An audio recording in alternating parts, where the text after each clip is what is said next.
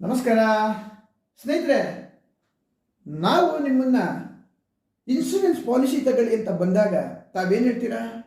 Insurance ಪಾಲಿಸಿನ ಅಯ್ಯೋ ನನಗೆ ಬೇಡಪ್ಪ, ನಾನು ತಿಂದು ನಾನೇ ಬದುಕಬೇಕು, ನಾನು ಇನ್ಶೂರೆನ್ಸ್ ಪಾಲಿಸಿ ಕಟ್ಟಿ ನಾನು ದುಡ್ಡು ಕಟ್ಟಿ ಅವ್ರು ಯಾರನ್ನೋ ಬದುಕಿಸ್ಕೋದಕ್ಕೋಸ್ಕರ ನಾನು ಇನ್ಶೂರೆನ್ಸ್ ಪಾಲಿಸಿ ತಗೋಬೇಕಾ? ಯಾರನ್ನೋ ಶ್ರೀಮಂತ ಮಾಡೋದಕ್ಕೋಸ್ಕರ ನಾನು ಇನ್ಶೂರೆನ್ಸ್ ಪಾಲಿಸಿ ತಗೋಬೇಕು? ಇಲ್ಲ ಸ್ನೇಹಿತರೆ, ಇದು ನಿಮ್ಮ ತಪ್ಪು ಕಲ್ಪನೆ.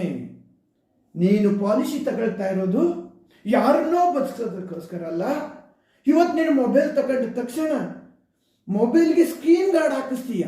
ಯಾಕೆ ಅಂದರೆ ಅದು ಬಿದ್ದು ಡಿಸ್ಪ್ಲೇ ಹೊಡೆದೋದ್ರೆ 999 ಕೈಲಿ ಕಟ್ಟಬೇಕಾಗತ್ತೆ ಅಂತ. ಆದರೆ ನಾಳೆ ನೀನಿಲ್ಲ ಅಂದರೆ ನಿನ್ನ ಹೆಂಡತಿ ಮಕ್ಕಳ ಗತಿ ಏನು ಅಂತ ಯೋಚನೆ ಮಾಡಿದ್ದೀರಾ? ಇವತ್ತಿಷ್ಟೆಲ್ಲ ದುಡಿತಾ ಇರೋದು ನನ್ನ ಮಕ್ಕಳಿಗೋಸ್ಕರ, ಮಕ್ಕಳ ಎಜುಕೇಷನ್ಗೋಸ್ಕರ, ಮಕ್ಕಳ ಮದುವೆಗೋಸ್ಕರ ಅಂತ ಮಗುನ ಹಪ್ಪಿ ಮುದ್ದಾಡಿ ನಿನ್ನನ್ನು ನಾನು ಡಾಕ್ಟರ್ ಮಾಡ್ತೀನಿ, ಇಂಜಿನಿಯರ್ ಮಾಡ್ತೀನಿ ಅಂತ ಹೇಳ್ತೀವಲ್ಲ.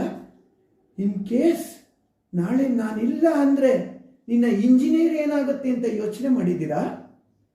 ಮೊಬೈಲ್ ತಗೊಂಡ ತಕ್ಷಣ ಸ್ಕ್ರೀನ್ ಗಾರ್ಡ್ ಹಾಕ್ಸೋದು ನಾನು ಯೋಚನೆ ಮಾಡ್ತೀನಿ.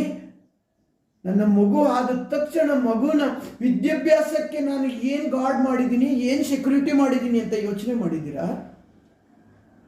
ನನ್ನ ಹೆಂಡತಿಗೆ ಅಥವಾ ನನ್ನ ತಂದೆ ತಾಯಿಗಳಿಗೆ ನಾನು ದುಡಿಮೆ ಸ್ಟಾರ್ಟ್ ಮಾಡಿದ್ದೀನಿ, ನಾನು ನಿಮ್ಮನ್ನು ಚೆನ್ನಾಗಿ ನೋಡ್ಕೊಳ್ತೀನಿ ಅಂತ ಹೇಳ್ತೀವಲ್ಲ.